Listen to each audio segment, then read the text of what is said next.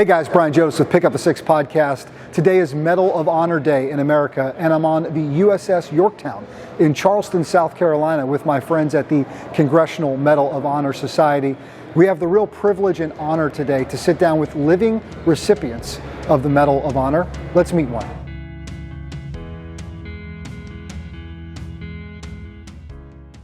Brian Jodas back once again for Pick Up the Six podcast. We're at Medal of Honor Day here on the USS Yorktown in Charleston, South Carolina. I have Colonel Joe Marm with me. Sir, it is just an honor and a privilege to meet you today. Thank you. It's an honor to be here. Very, very special day for us. It sure is. Before we get to that, we have an incredibly small world bit of information that we just found out. Where I grew up when I was a kid, Seymour Johnson Air Force Base, and my dad was squadron commander of the 335th, later the the group commander there. You've spent quite a bit of time there. In fact, you don't live but 10 or 15 minutes away from there. That's correct. Now. I live the next town up in Fremont, and I would go to Seymour Johnson to go to the commissary and the PX there. It's amazing. It's a great base. It sure is, and it's a place that is near and dear to our heart. The sound of those F-15s flying overhead, it never gets old. It never got old for me as a kid, and when I get to visit today, it never gets old. It's called the sound of freedom. Yes, sir. That's exactly right. It comes screeching across the sky, and that workhorse of an airplane that we love so much. Today, this amazing day, right? March 25th is Medal of Honor Day. To have this day set aside, to be here today, what does it mean for you, and to also be with your fellow recipients? It's it's a very, very special day.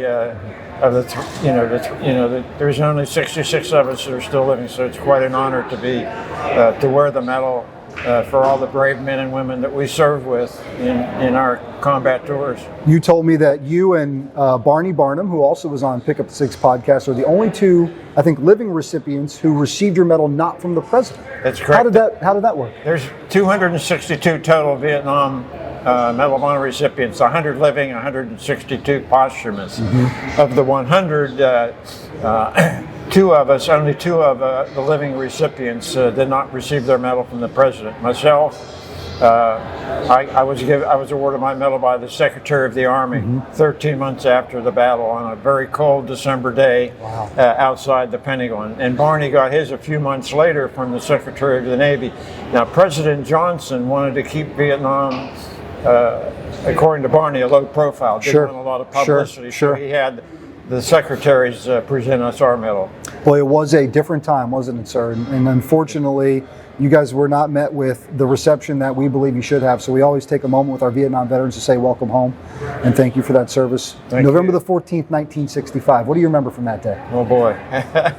It was a very, very intense battle. We were outnumbered. Our unit was the 7th Cavalry, like General Custer's unit.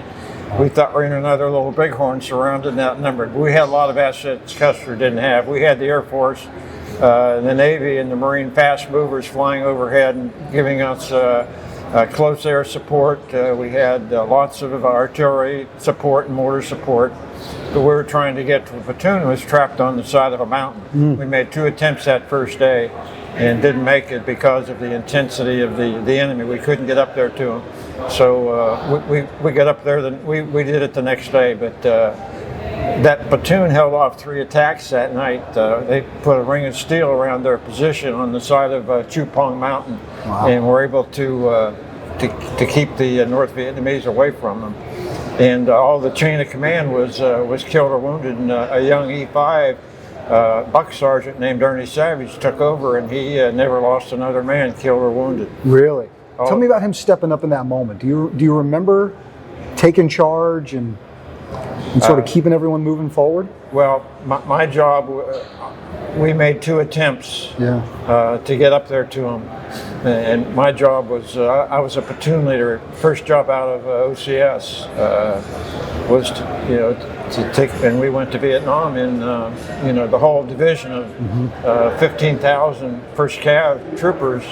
We went over on merchant marine ships, and the helicopters went over on aircraft carriers. Yeah. And it took us a month to get over. We left out of Charleston here. And, sure. And boarded a merchant marine ship and headed through the Panama Canal up to and across the Pacific through a typhoon. And 30 days on that ship. And we were, getting ready for, we were shooting off the fantail, practicing with our weapons. Sure.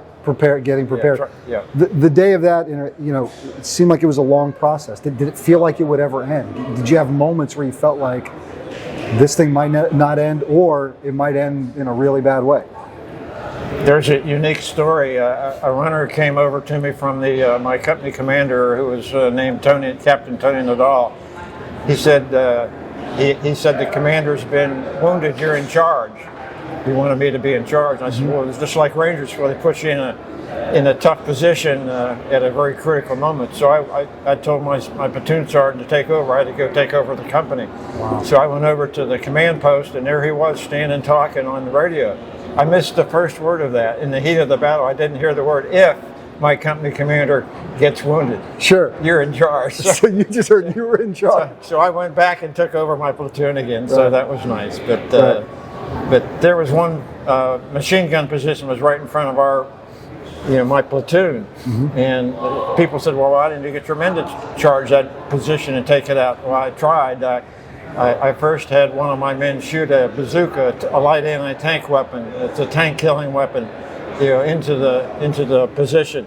And he tried to shoot it, but it didn't go off for him because of all the humidity and moisture we had there.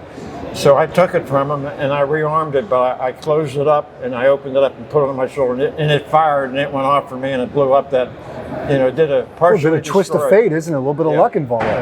So we started to move forward again. We're taking more intense fire from that same position because there was trees and shrubs around it. And so rather than waste any more time, I told one of my men to, using sign language because of all the battle noise, to go up there and throw a grenade over the top, kind of using sign language. He thought I meant throw it from where we were at.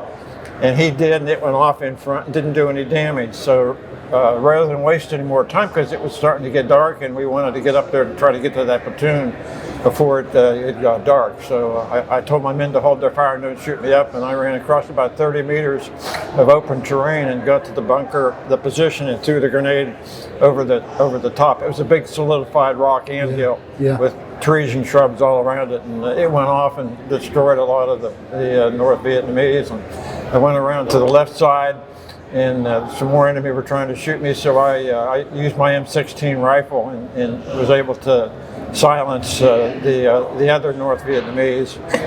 And when it was pretty quiet there in that bunker, I told my men to come on, we got to get going. And so we started to move forward, but someone further in the background shot me, and I got wounded in the jaw. It shattered my left jaw. Wow. And went out deflected downward underneath my right jaw. And so I was a couple of my men. I didn't have an aide man. One of my sergeants named Tolliver was a medic in Korea, and then switched to the infantry. And he was carrying our aid bag, and he came up and patched me up with a compress, and a couple of my troopers. I was a walking wounded. It just led me back to the command post, and I was evacuated by one of the pilots, Bruce Crandall or Ed Freeman, who also received the medal. Wow. It's one of the few battles in Vietnam where the only battle. Multiple recipients. They got the medal too. So that battle, there were 3 recipients that earned the Medal of Honor. Well, it gives you guys a bit of an idea as to just how intense that situation was. And we, after 3 days of intense fighting, we went in with 450, and we lost 79 American soldiers of the 7th Cavalry killed in action. 121 were wounded. I was one of those who was wounded in that battle. It's Colonel Joe Marm, Purple Heart recipient, Medal of Honor recipient for gallantry on the battlefield in Vietnam, November the 14th, 1965. Last question, sir, before we let you go.